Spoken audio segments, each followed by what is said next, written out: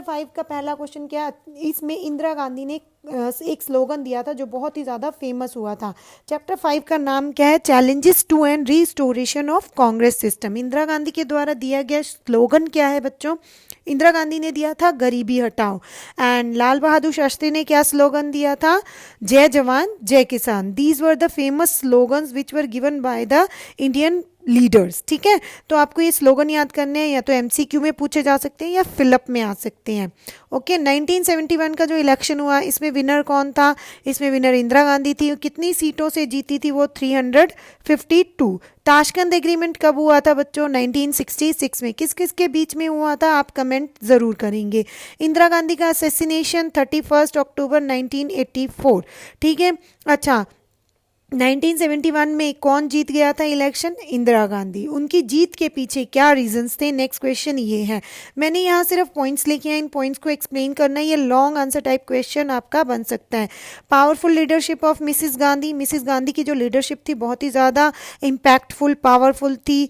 ठीक है, मिसिस गांधी ने क्या कर लिया था, होल्ड कर लिया था किस पे, पूरा पार्टी पे कंट्रोल कर लिया था। इनका जो स्लोगन था गरीबी हटाओ का बहुत ही ज़्यादा फेमस हुआ था इनका ये स्लोगन। ठीक है, और socialist policies of Mrs Gandhi, मतलब कि ये जो लोगों में पॉलिसीज़ इम्प्लीमेंट कर रही थी डेवलपमेंट की, वेलफेयर की, वो बहुत ही ज़्यादा इन पॉलिसीज़ के कारण पॉपुलर बनती जा रही थी। बैंकों का नेशनलाइजेशन कर दिया था जिसके कारण इनको ह्यूज सक्सेस मिली किसमें, 1971 के इलेक्शन में। इसके बाद है Privi purse. What is Privi purse बच्चों, एक नंबर के क्वेश्चन में आता है ये। डिफेक्शन, अलायंस, ये सारे आप प्रिपेयर करेंगे। डिफेक्शन क्या होता है, जैसे दल बदल करना, एक दल से व्यक्ति निकल के जब दूसरे दल में जाता है तो इसे डिफेक्शन कहते हैं। भारत में एंटी डिफेक्शन लॉ बना 1985 में 52nd अमेंडमेंट के थ्रू। ठीक है, 52nd अमेंडमेंट आता है जिसमें 1985 में आता है ये, और एंटी डिफेक्शन लॉ बनाया जाता है। दल बदल, आया राम गया राम। ठीक है, ये आपकी बुक में दिया हुआ है, इसको डिटेल में आप प्रिपेयर करेंगे। प्रीवी पर्स को डिस्कस कर लेते हैं। At the time of independence, Bharat की आज़ादी के समय जब उनको प्रिंसली स्टेट्स थे अपने कितने 565, इनको इंटीग्रेट करने का टास्क किसको दिया गया था, वल्लभ भाई पटेल को। ठीक है, अब इन प्रिंसली स्टेट को इंटीग्रेट करने का इतना ईजी नहीं था, इनको कुछ अलाउंसेज, कुछ privileges at the time of independence दिए गए थे। अब उन्हीं को क्या कहा गया, प्रीवी पर्स। ठीक है, इंदिरा गांधी जब रूल में वापस आती है, एडमिनिस्ट्रेशन में वापस आती है 1970s में, उसके आने के बाद, उनके आने के बाद प्रीवी पर्स को वो क्या करती हैं, अबॉलिश करती हैं। ठीक है, आप ये डिटेल में पढ़ लेना, यहाँ पे सारा लिखा हुआ है। Now move to the chapter 6। Chapter 6 अपना है किसके बारे में, इस चैप्टर में हम पढ़ेंगे इमरजेंसी को इम्प्लीमेंट किया गया था, किसके द्वारा इम्प्लीमेंट किया गया था, इंदिरा गांधी के द्वारा। ठीक है, इंदिरा गांधी के द्वारा इम्प्लीमेंट किया गया था। इंदिरा गांधी के कहने पे किसने किया था, भारत के राष्ट्रपति ने। कौन थे इस समय भारत के राष्ट्रपति, Fakhruddin Ali Ahmed. The crisis of democratic order इस चैप्टर का नाम है।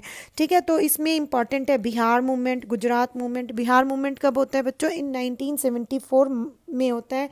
क्या होता है, मार्च में बिहार मूवमेंट। क्यों होता है, क्योंकि कुछ स्टूडेंट सड़कों पर निकल आते हैं। वाई, क्योंकि rising prices of food, unemployment, corruption, इन सब चीज़ों से परेशान होकर स्टूडेंट्स क्या करते हैं, आंदोलन करते हैं। और इनका सहयोग कौन देते हैं, जयप्रकाश नारायण।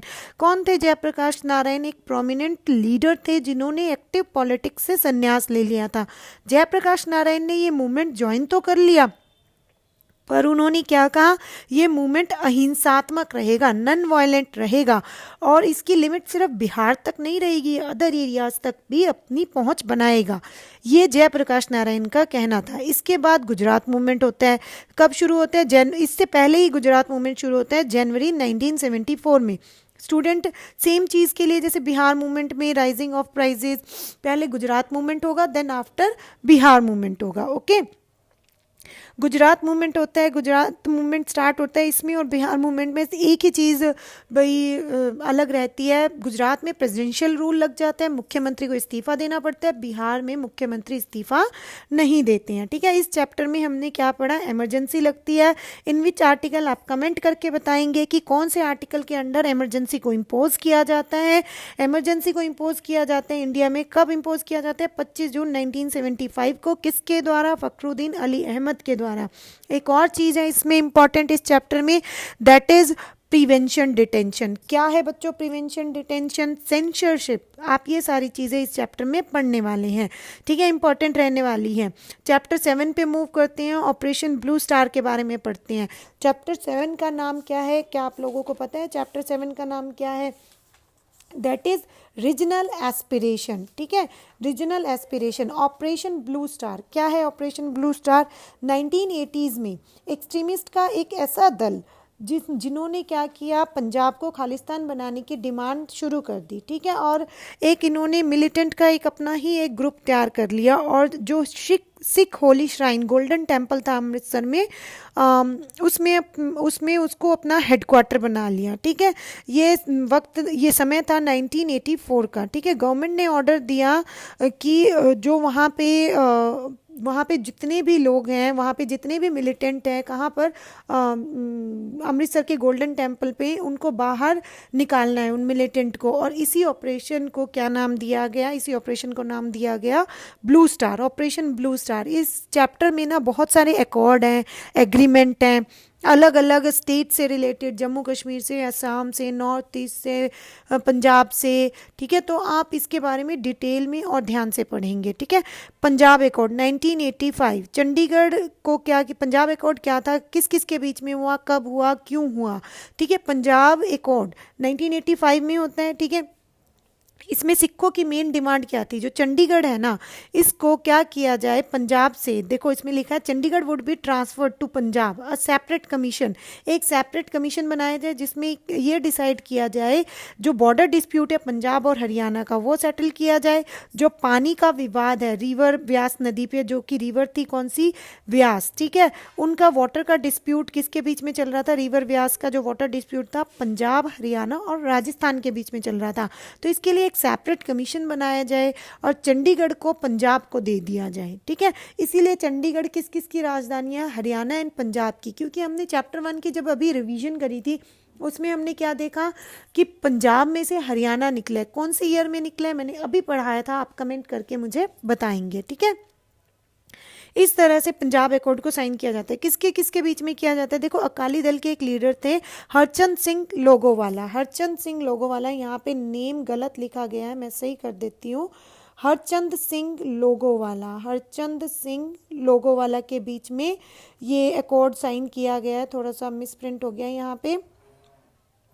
हरचंद सिंह लोगोवाला एंड इंडिया के जो प्रेसिडेंट, इंडिया के जो प्राइम मिनिस्टर थे उस समय, हरचंद सिंह लोगोवाला किसके प्रेसिडेंट थे?